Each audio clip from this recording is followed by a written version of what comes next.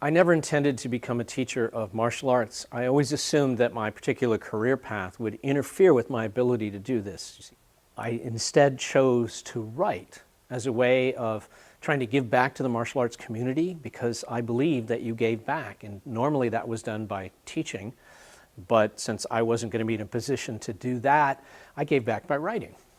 There did come a point, however, where a group of people wanted to train with me, and I ended up becoming a teacher and having a group of people around me, which grew and grew, never something I was trying to accomplish.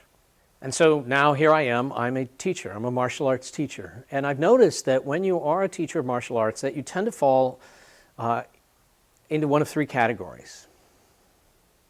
First, you might be someone's inspiration. Sometimes you're the inspiration because you're their first teacher, and even if they're with you for a decade or more, and then they stop being with you, everything that happens after that is due in part to what you did, how you taught them, and how that began. The beginning shaped where their journey took them.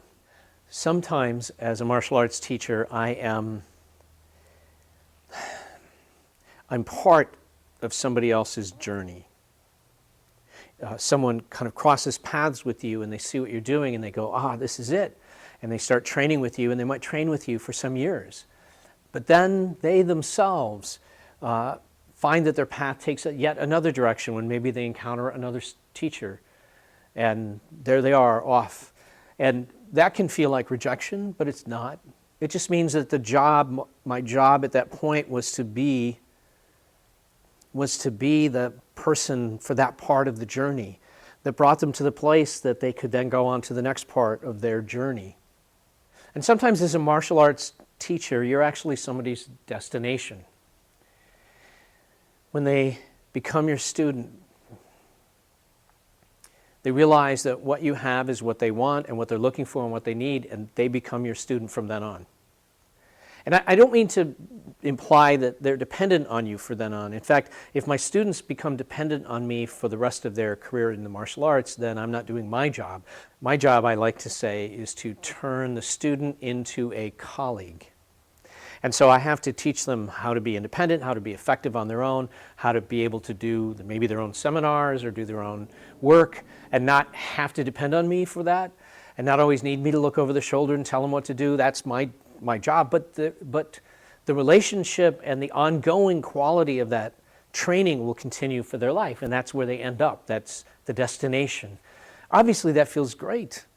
It feels like, it helps you. Actually, it's great for your ego because it causes you to feel like you're the be-all and end-all. When I think about my own life in the martial arts, I realize that I have those exact same teachers in my life. Robert Fusaro, he was my inspiration. He taught me how to think, how to analyze what I was doing, what the foundation needs to be like, how to train effectively. He did that. Everything I've done ever since carries the mark of that early training I had with him. Steve Young, he's the one who taught me Isshin-ryu karate. He's the one who shifted my thinking from sort of the Japanese approach of Shotokan to the Okinawan approach, which is a little more practical and pragmatic and is not thinking so much about a tournament competition as you're fighting for your life. It's a different kind of feeling, a different kind of mindset. He's the one who taught me the katas and the techniques and the methods and shifted how my brain worked. He moved me through the middle part of my journey. And then I met Sensei George Dillman, and Sensei George Dillman, he became the destination. I'm still his student after 30 years. He's the one I learned the art that now shapes everything I do from here on. So there it is, to be a martial arts instructor. Sometimes you're the inspiration. Sometimes you're just a point in someone's journey. And sometimes you're their destination. But all of it's worth doing. And if you're a martial arts instructor, I just want to encourage you, keep up the good work. Don't be discouraged. Don't stop. I'm Chris Thomas, and these are some reflections from the master class. Thanks for watching. Now go train.